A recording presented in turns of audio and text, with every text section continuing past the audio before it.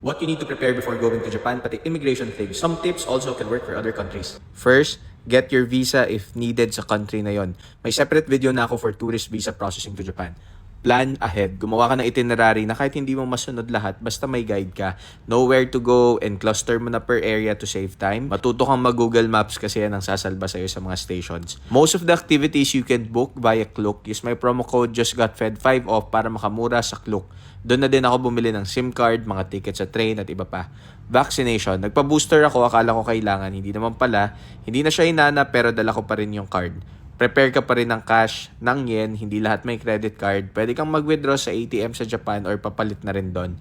Sa flights, di ako ganun ka-talented maghanap ng murang ticket. So kung may tips kayo, i-content nyo, panoorin ko na lang.